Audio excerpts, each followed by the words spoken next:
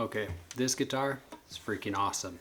So this is 1986 Martin HD-28SE.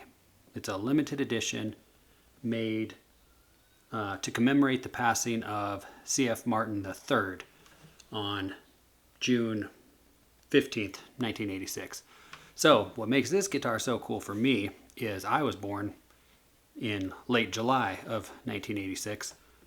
And so this guitar was probably just finishing up around my date of birth. So for that reason, it's super exciting for me. It's a phenomenal sounding guitar. All the luthiers who were in the shop at the time signed the top. So if you look under here, there's just tons of signatures all around, including Chris Martin IV and just whoever was in the shop, in the summer of 1986.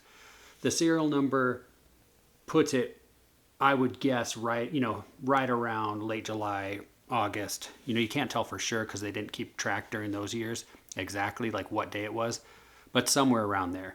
So I think that's super fun. I probably won't ever sell this, but I don't know. I shouldn't say that because I end up selling kind of everything. I love this one. I probably prefer like a 1986 D18 or something. Or even like a 0018 if they were I'm not sure if they were even doing those years. I tend to prefer mahogany over rosewood, so that's the only reason I'm not sure I'll keep this forever. But such an amazing guitar, sounds great. For me it sounds just as good as some of the authentic line that I've had of the D28s, and I think it would have to be a really special guitar to outshine this. Anyway, I'll give you a sound sample, see what you guys think, and that was just a quick intro to this on why I think it's such a cool guitar. Gorgeous rosewood back and sides, really comfortable, actually really good shape too. But anyway, play some for you.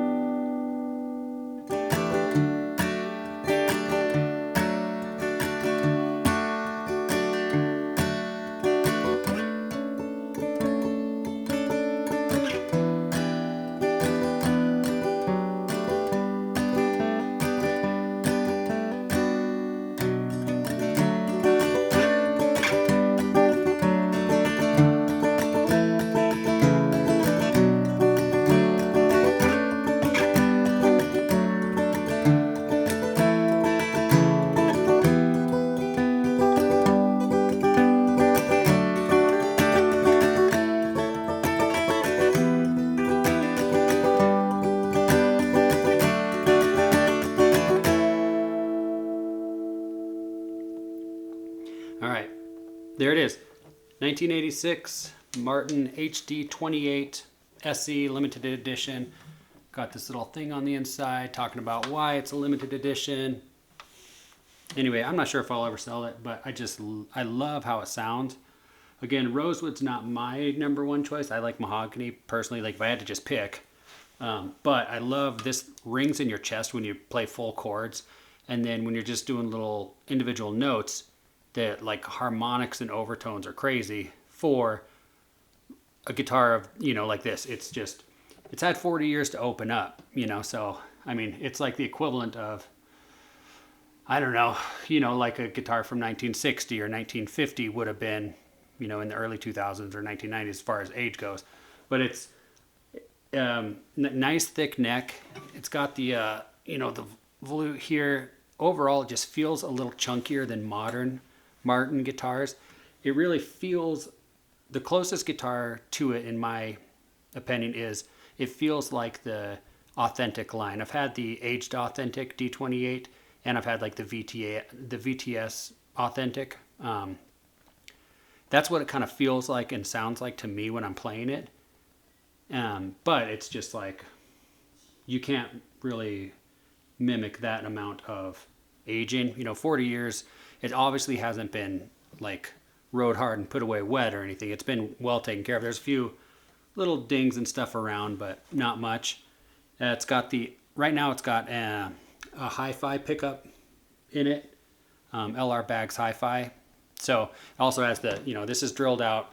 I'll probably put a K&K pickup in it just because I like having as little inside the guitar as possible.